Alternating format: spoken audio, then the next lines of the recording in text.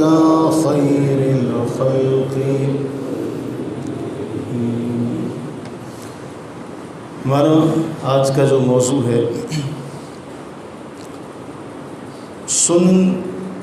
سنت کی جو جمع ہے سنن، ہم اسے عام طور پہ سنتیں یا سنتوں کا جملہ استعمال کرتے ہیں اس کے حوالے سے کہ نماز، فرض نماز کے پہلے یا فرض نماز کے بعد جو سنتیں ہم ادا کرتے ہیں ان کے حوالے سے. بالخصوص جو ہمارا نوجوان طبقہ ہے، جو بچے ہیں ہمارے، انہیں جدید دور میں جتنا فتنوں کا سامنا انہیں کرنا پڑ رہا ہے ہمارے دور میں اتنا نہیں تھا. یہ آپ سارے بھی جانتے ہیں. اللہ سے اس لیے بار بار دعا کیا کریں کہ اللہ تعالی ہماری اس نئی نسل کی حفاظت فرمائے. جتنا اہل کفر کو ہماری اس نئی نسل سے ڈر ہے کہ یہ لوگ اسلام کے قریب نہ جا سکیں، اگر یہ مسلمان رہ گئے تو پھر ہمیں اس کا ساری دنیا پر جو حکمرانی کا ہمارا خواب ہے وہ چکنا چور ہو جائے گا، وہ ٹوٹ جائے گا. اس لیے اس نئی نسل کو وہ دین سے دور رکھنے کے لیے دین کو انٹرٹینمنٹ کے نام پہ آپ دیکھ لیں جتنے بھی چینلز ہیں الا ماشاءاللہ ان میں سحر و افطار جو ٹرانسمیشن ہے اس کے اندر جو مذاق، جو بیہودگی دین کے حوالے سے پھیلائی جا رہی ہے، یا جو شکوک و شبہات اس نئے خون کے ذہنوں میں پیدا کیے جا رہے ہیں وہ ہم سے ڈھکے چھپے نہیں ہیں. اللہ تعالی ہمیں ہماری نسلوں کو تمام فتنوں سے محفوظ فرمائے. اس لیے خاص طور پہ بچوں کے لیے یہ باتیں بہت اہم ہیں. جامع ترمذی کی حدیث سے آغاز کرتے ہیں. حدیث نمبر ہے 413. حریث بن قبیصہ کہتے ہیں، اور بڑا لطف آئے گا آپ کو ان ساری روایات سے جو آج ہم نے پڑھنی ہے. اس کا آج پہلا حصہ ہے. حریث بن قبیصہ یہ کہتے ہیں کہ میں آیا قدمت المدینہ، میں کہاں آیا؟ ساتھ ساتھ بولتے رہیے گا. میں نے اللہ سے دعا مانگی، چونکہ میں مدینہ آیا تھا، میں نے اللہ سے دعا مانگی، اللہم یسر لی جلیسا صالحا، اے اللہ مجھے کوئی اچھا بندہ ملا دے، کوئی نیک بندہ مجھے ملا دے جس کی میں صحبت میں بیٹھ سکوں. کہتے ہیں مجھے اللہ نے موقع دیا کہ میں سیدنا ابو ہریرہ رضی اللہ عنہ کی مجلس میں بیٹھا. میں نے حضرت سیدنا ابو ہریرہ رضی اللہ عنہ سے عرض کی کہ جی اے ابو ہریرہ، میں نے اللہ سے مانگی تھی دعا کہ یا اللہ کوئی اچھا ساتھی مجھے عطا کر دے، تو اللہ نے آپ کی صحبت میں بیٹھنے کا مجھے شرف دیا. اب چونکہ میں آپ کی صحبت میں بیٹھا ہوں، اب ایک فرمائش ہے، دعا کریں اللہ ہمیں بھی اس طرح کی فرمائشیں اور اس طرح کی صحبتیں تلاش کرنے کا ذوق عطا فرمائے. فحدثنی بحدیث سمعتہ من رسول اللہ صلی اللہ علیہ وسلم لعل اللہ ان ینفعنی بہ. میری فرمائش یہ ہے کہ مجھے اب رسول اللہ علیہ السلام سے جو آپ نے حدیث سنی مجھے کوئی حدیث سنا دیں. ابو ہریرہ رضی اللہ عنہ بیان کرتے، میں نے رسول اللہ علیہ الصلوۃ والتسلیم کو فرماتے ہوئے سنا. اب حدیث جو ہے فرمایا ان اول ما یحاسب به العبد یوم القیامۃ من عملہ صلاتہ، سب سے پہلا جس چیز کا سوال اللہ کی بارگاہ میں ہوگا وہ ہے نماز. فَإِن صَلُحَتْ فَقَدْ أَفْلَحَ وَأَنْجَحَ، اگر کسی کی نماز صحیح رہی تو وہ کامیاب ہو جائے گا، نجات پا جائے گا. وَإِن فَسَدَتْ فَقَدْ خَابَ وَخَسِرَ، اگر کسی کی نمازیں ان میں کوئی فساد ہوا، کمی ہوئی، تو فرمایا وہ گھاٹے میں رہے گا، نقصان میں رہے گا. اب فَإِنِ انتقص مِن فَرِيضَتِهِ شَيْءٌ، اس کے فرائض میں جو کچھ کمی ہوئی، قال الرب عز وجل انظروا هل لعبدی من تطوع، اللہ تعالیٰ فرمائے گا، رب عز و جل فرمائے گا میرے اس بندے کے فرائض میں چونکہ کمی واقع ہوئی ہے، دیکھو اس کے پاس کوئی نفل ہے. فیکمل بہا من تقص من الفریضہ، تاکہ وہ جو فریضے فرائض میں کمی واقع ہوئی ہے وہ نفل کے ذریعے سے پوری ہو جائے. فرمایا اسی طرح باقی سارے اعمال میں بھی ہوگا. تو ہمیں بنیادی طور پہ سنت جسے ہم نفلی درجہ دیتے ہیں، چونکہ فرض کی قضا ہے، سنت اگر اپنے وقت سے نکل جائے تو پھر اس کی قضا نہیں ہے۔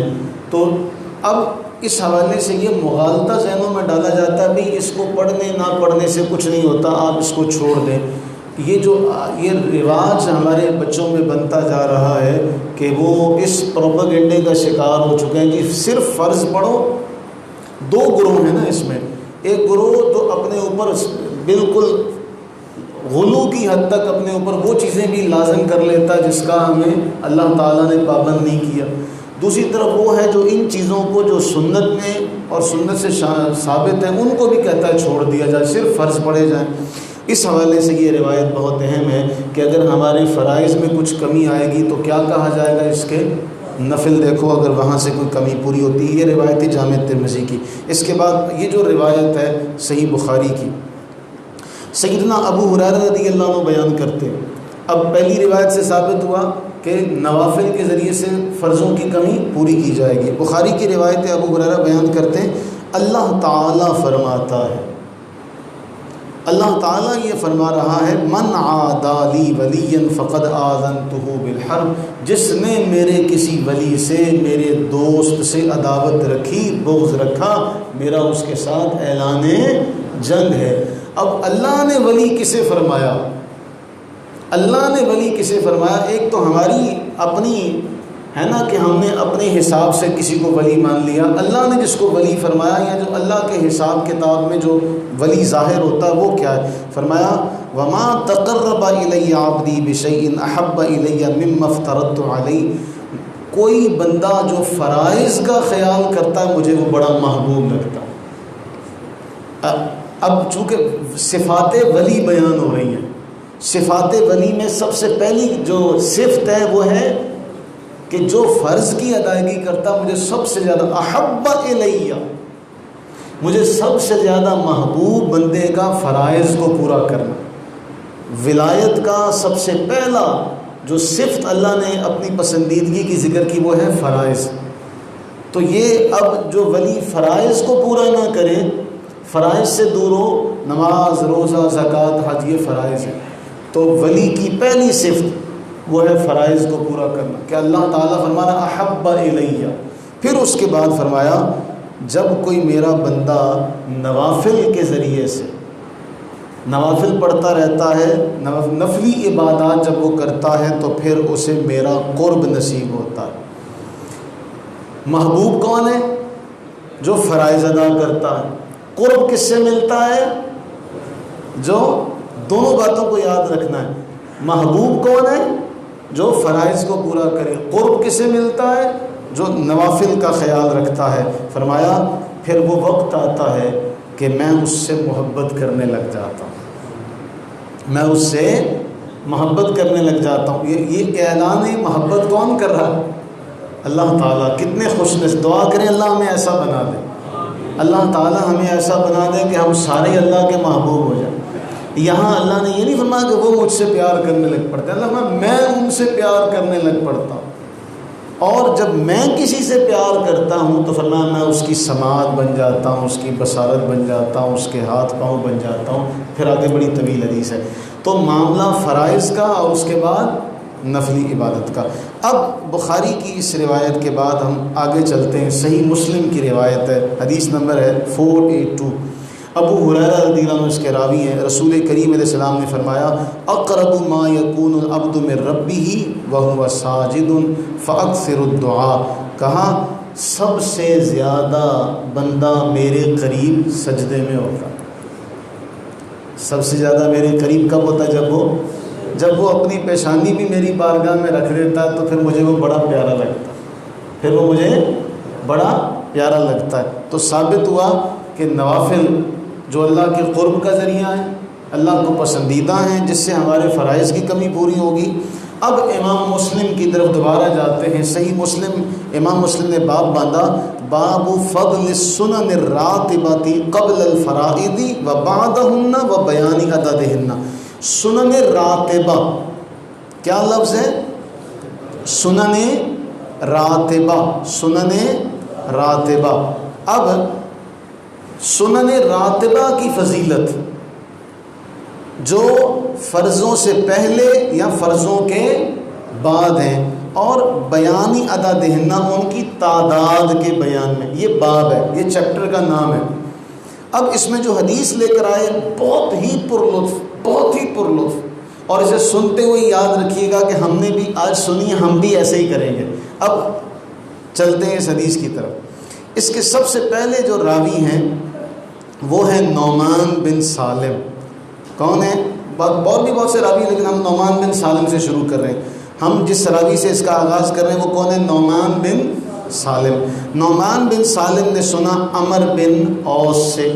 عمر بن اوس کہتے ہیں مجھے بیان کی انبسا بن ابی سفیان نے اپنی آخری نزا کے عالم میں، بیماری کی کیفیت میں جس میں وہ اس دنیا سے رخصت ہوئے، کہتے ہیں حدیث ایسی ہے کہ خوش کر دے گی، حدیث ایسی ہے جو خوش کر دے گی، کہ عمر بن اوس کہتے ہیں ہمیں انبسا بن ابی سفیان نے بیان کی، اور حدیث ایسی ہے جو کیا کر دے گی؟ خوش کر دے گی۔ کہتے ہیں کہ انبسا بن ابی سفیان کہتے ہیں میں نے سنا ام حبیبہ رضی اللہ تعالی عنہا سے، ام حبیبہ کہتی ہیں میں نے سنا رسول اللہ صلی اللہ علیہ وسلم سے، من صلی 12 رکعۃ فی یوم ولیلۃ بنی لہ بہن بیت فی الجنہ، جس نے دن اور رات میں 12 رکعات پر ہمیشگی اختیار کر لی، مداومت اختیار کر لی، اللہ اس کے لیے جنت میں گھر بنائے گا۔ یہ فرائض کے علاوہ باب کیا تھا؟ سنن راتبہ کے بیان میں، جو فرضوں سے پہلے اور فرضوں کے بعد ہوتی ہیں، اس کے تحت یہ روایت لے کر آئے کہ جس نے 12 رکعات پر ہمیشگی اختیار کر لی اس کے لیے کیا ہوگا؟ جنت میں محل بنے گا۔ اب رسول اللہ علیہ السلام سے جس نے سنا وہ کون ہے؟ ام حبیبہ رضی اللہ عنہ۔ اب یہ کمال کا جو جملہ ہے، اب ام حبیبہ کہتی ہیں، سبحان اللہ، کہتی ہیں جب سے میں نے رسول اللہ علیہ السلام سے یہ سنا میں نے کبھی بھی 12 رکعات کو چھوڑا نہیں۔ جب سے میں نے رسول اللہ علیہ السلام سے سنا میں نے کبھی ان 12 رکعات کو نہیں چھوڑا۔ اب ام حبیبہ رضی اللہ عنہ سے سنا تھا انبسا بن ابی سفیان نے۔ انبسا کہتے ہیں کہ جب سے میں نے ام حبیبہ رضی اللہ عنہ سے سنا میں نے بھی کبھی ان کو چھوڑا نہیں ہے۔ اور انبسا سے سنا تھا عمر بن اوس نے۔ عمر بن اوس کہتے ہیں جب سے میں نے انبسا سے سنا میں نے بھی کبھی ان 12 رکعات کو نہیں چھوڑا۔ عمر بن اوس سے سنا تھا نعمان بن سالم نے، جن سے ہم نے آغاز کیا تھا۔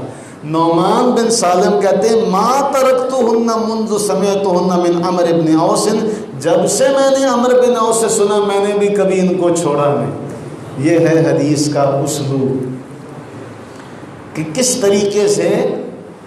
طریقے سے بیان ہو رہا ہے کہ محبت کا جو سبق دیا جا رہا ہے۔ نعمان کہتے ہیں میں نے سنا عمر بن اوس سے، جب سے میں نے سنا میں نے نہیں چھوڑا۔ عمر بن اوس کہتے ہیں میں نے سنا انبسا سے، جب سے سنا میں نے تب سے اس پر عمل نہیں چھوڑا۔ انبسا کہتے ہیں میں نے سنا ام حبیبہ رضی اللہ عنہ سے، جب سے سنا میں نے کبھی اس پر عمل نہیں چھوڑا۔ ام حبیبہ کہتی ہیں میں نے سنا رسول اللہ علیہ السلام سے، جب سے سنا میں نے اس پر عمل نہیں چھوڑا۔ ہم تک یہ روایت پہنچی امام مسلم سے، ہم تک یہ روایت پہنچی امام۔ آج ہم بھی یہ کہتے ہیں ہم بھی کبھی ان کو انشاءاللہ چھوڑیں گے نہیں، کہتے ہیں نا انشاءاللہ، تاکہ پورا سلسلہ سند جو ہے وہ ایک جیسا ہوتا ہے کہ ہم نے سنا مولا ہم بھی ان سب کی ابتدا میں نعمان بن سالم، عمر بن اوس، انبسا بن ابی سفیان، ام حبیبہ رضی اللہ تعالیٰ عنہم اجمعین، ہم بھی ان کی ابتدا میں کہتے ہیں مولا ہم نے تیرے گھر میں امام مسلم کے واسطے سے اس حدیث کو سنا تھا، ہم بھی آج یہ ارادہ کرتے ہیں کہ ہم بھی اس کو جب تک زندہ ہیں کبھی بھی ان 12 رکعات کو چھوڑیں گے نہیں انشاءاللہ۔ اب ان کی تعداد امام ترمذی کے پاس چلتے ہیں، جامع ترمذی کی روایت نمبر ہے 414۔ اما عائشہ صدیقہ رضی اللہ عنہ اس کی راوی ہیں، کہتی ہے من صابر علی 12 رکعۃ من السنہ، کہ جس نے ان 12 رکعات پر ہمیشگی اختیار کر دی، بن اللہ لہ بیتن فی الجنہ، اللہ اس کے لیے جنت میں محل بنائے گا۔ اب بنانے والا اللہ ہو تو کیا وہ مرلے 2 مرلے کا ہوگا؟ اللہ تعالیٰ جس کے لیے جنت میں گھر بنائے تو اللہ تعالیٰ اپنی شان کریمی کے اعتبار سے بنائے گا۔ اب تعداد بھی اس کی بیان کر دی۔ اب اس پر ہم انشاءاللہ کل دوسری نشست میں اس پر ساری تفصیل ذکر کریں گے، آج اس پہ اپنا بات کو مکمل کرتے ہیں۔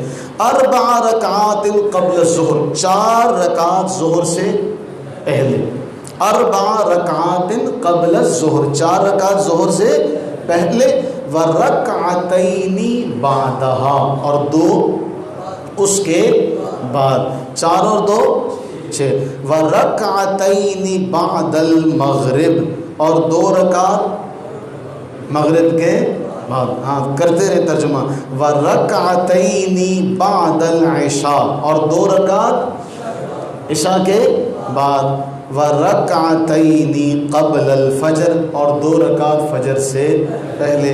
اما عائشہ صدیقہ رضی اللہ تعالیٰ عنہ بیان کرتی۔ اچھا، اس میں امام ترمذی کا جو کمال ہے، امام ترمذی ایک حدیث کو نقل کرنے کے بعد سارا نچوڑ 2 لائنوں میں سمیٹ دیتے، کہتے وفی الباب عن ام حبیبہ و ابی ہریرہ و ابی موسیٰ وابن عمر رضی اللہ تعالی عنہ، کہتے ہیں اسی حوالے سے یہ جو روایت ہے ام حبیبہ سے بھی ملتی ہے، ابو ہریرہ سے بھی، ابو موسیٰ اشعری سے بھی، اور ابن عمر رضی اللہ عنہ سے، کتنے سارے صحابہ سے یہی روایت بیان کی جاتی ہے۔